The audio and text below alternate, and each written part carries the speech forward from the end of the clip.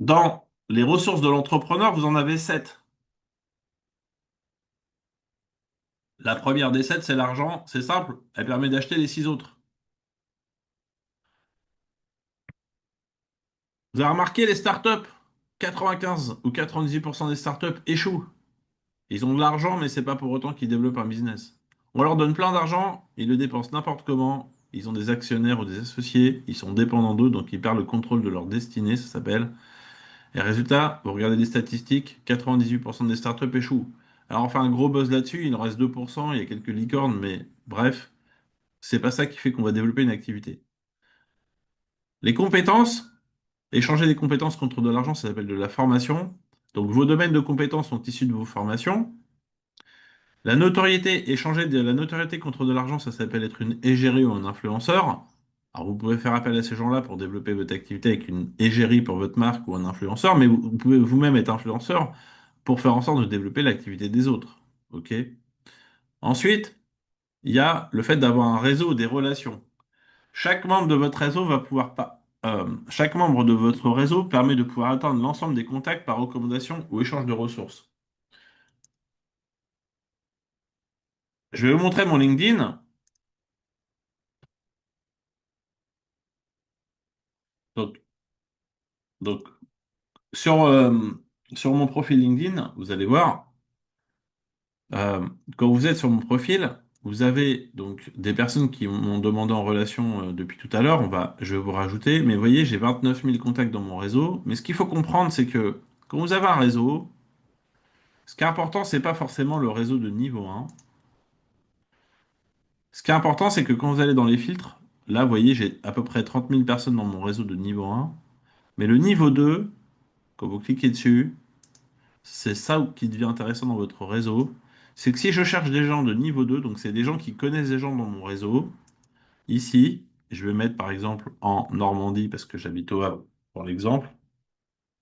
Je cherche des dirigeants d'entreprise en Normandie de niveau 2. Donc je vais mettre ici titre dirigeant. Et en fait, ce qui est super intéressant, c'est que vous voyez par exemple, Xavier ici, il a plus de 88 personnes dans mon réseau à moi que j'ai en niveau 1, que lui aussi a, et donc par relation, il connaît des gens qui connaissent des gens. Vous voyez, Alain, il connaît des gens que je connais dans mon réseau.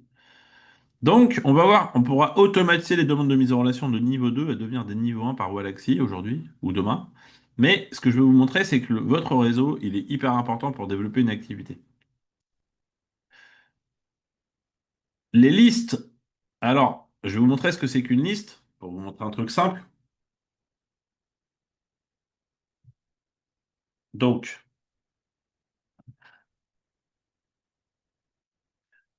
je vais mettre sur ma page Eventbrite où j'ai des événements sur ChatGPT que j'ai créés. Donc, vous voyez, j'ai une page Eventbrite, 5 événements, un, 2, 3, 4, 5.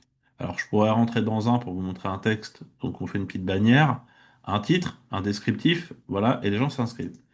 Avec un, 2, 3, 4, 5 webinars ou masterclass sur le sujet de ChatGPT, j'ai créé des listes. Je vais vous montrer ce que c'est qu'une liste.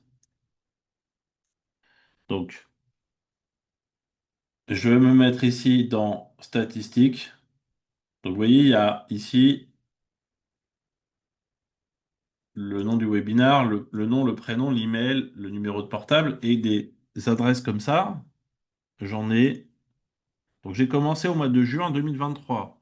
2024, 2025, on est au mois de mai, ça fait 2 ans. OK?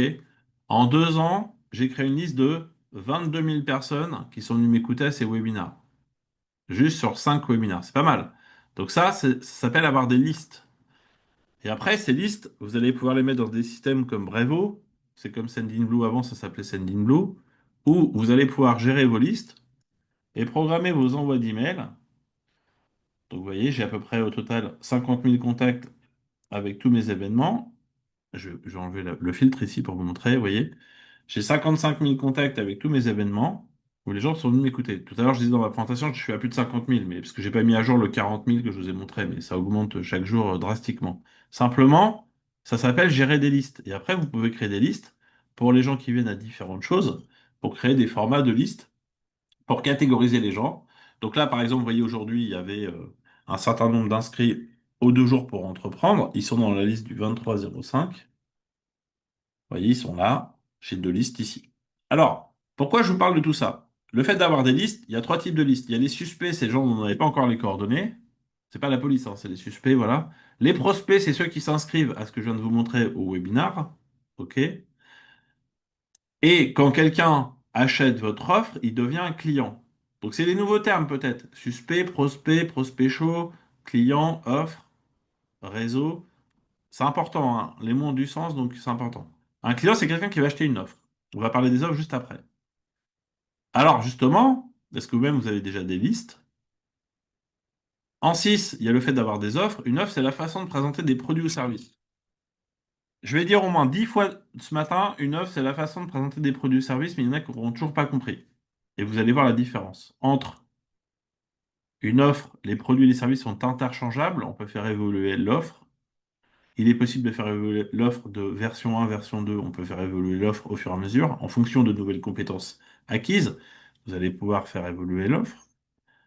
Et après, il y a les produits. Donc un produit, par exemple, vous voyez, ça c'est une crème cosmétique, là, un tube, c'est un produit physique. Et puis, une heure de coaching, c'est une heure de prestation de service, ok?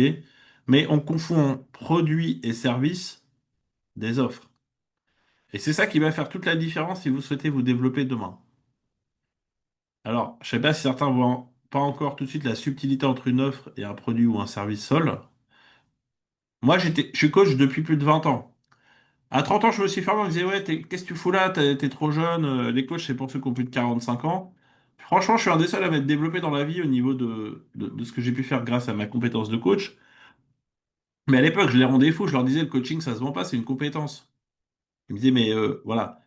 Il y avait 20 000 coachs sur le marché depuis plus de 25 ans. Ils s'en est formé 200 000. Alors, il y a plein de gens qui ont un titre de coach, hein, c'est pas la question. Ils ont une compétence légitime avec un titre RNCP, blablabla, blablabla. J'en connais beaucoup des coachs et j'en connais que 10% qui arrivent à en vivre pleinement. Il y en a beaucoup qui font de la formation plus 10% de coaching dans leur temps, vous voyez.